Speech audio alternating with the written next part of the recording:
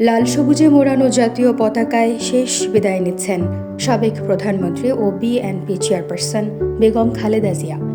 দীর্ঘ রাজনৈতিক জীবনের ইতি টেনে আজ তিনি যাচ্ছেন চিরনিদ্রার পথে। রাজধানীর মানিক মিয়া অ্যাভিনিউ আজ শোক, শ্রদ্ধা আর অশ্রুর মিলনস্থল। শেষবারের মতো প্রিয় নেত্রীকে দেখতে, তার জন্য দোয়া করতে সকাল থেকেই সেখানে জড়ো হচ্ছেন সর্বস্তরের মানুষ। বেগম খালেদা জিয়ার জানাজা আজ বুধবার বাদ জোহর মানিক মিয়া অ্যাভিনিউয়ে অনুষ্ঠিত হবে। জানাজা পড়াবেন বায়তুল মোকাররম জাতীয় মসজিদের খতিব মুফতি আব্দুল মালিক। ও আল্লাহ, আমি এই গুলশানে ধরি রাজনীতি গো করলাম গো, মায়ের লাগে রে আল্লাহ রে, আমার মা রেখে নিল। ও আল্লাহ রে, আমার মা যদি আজকে বুঝি আঙ্গরে তুই ও জীবন না গো তেজ করে দিল রে। আয়োজক সূত্র জানায়, জানাজা উপলক্ষে সব ধরনের প্রস্তুতি সম্পন্ন হয়েছে।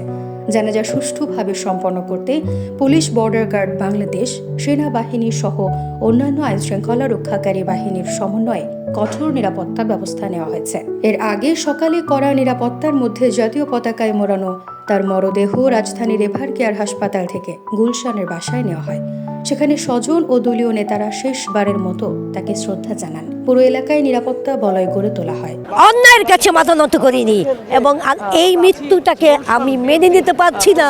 আমি কি করব এখন? আমাদের নেত্রী, এরকম নেত্রীকে আমরা কোনোদিনও ফিরে পাবো না।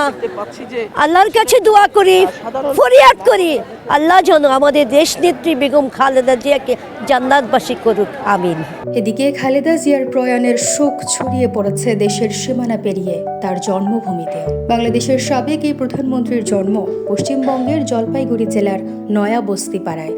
তার মৃত্যুতে শোকার্ত হয়ে উঠেছে সেই নয়া বস্তিপাড়া। মন খারাপ সুনীতিবালা সদর প্রাথমিক বিদ্যালয়ের কর্মকর্তাদেরও। এই বিদ্যালয়েই কিছুদিন পড়াশোনা করেছিলেন খালেদা জিয়া। সংশ্লিষ্টরা জানিয়েছেন, তাকে স্মরণ করে ওই স্কুলে একটি স্মরণ সভার পরিকল্পনা করা হচ্ছে। স্থানীয় সূত্র জানায়, নয়া বস্তিপাড়ায় বসবাস ছিল খালেদা জিয়ার বাবা ইস্কান্দার মজুমদারের। তিনি জলপাইগুড়ি শহরে ব্যাংকিং ও শেয়ার কেনাবেচার সঙ্গে যুক্ত দাস অ্যান্ড কোম্পানিতে কাজ করতেন। ভারত ভাগের পর তিনি মুখার্জি পরিবারের সঙ্গে জমি বিনিময় করে পূর্ব পাকিস্তানে চলে যান। এরপর আর জলপাইগুড়িতে ফেরেননি। তবে এখনও তাদের আত্মীয় স্বজনের নিয়মিত যাতায়াত রয়েছে সেখানে। জানাজা শেষে বেগম খালেদা জিয়াকে তার স্বামী শহীদ রাষ্ট্রপতি জিয়াউর রহমানের কবরের পাশে চিরনিদ্রায় শায়িত করা হবে। উল্লেখ্য, মঙ্গলবার ভোর 6টায় রাজধানীর এভার কেয়ার হাসপাতালে চিকিৎসাধীন অবস্থায় তিনি ইন্তেকাল করেন। তার মৃত্যুতে সরকার 3 দিনের রাষ্ট্রীয় শোক ঘোষণা করেছে।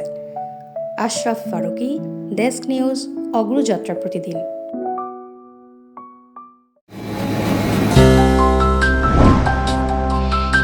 অগ্রযাত্রা প্রতিদিন, নির্ভীক প্রত্যয়ে উজ্জীবিত।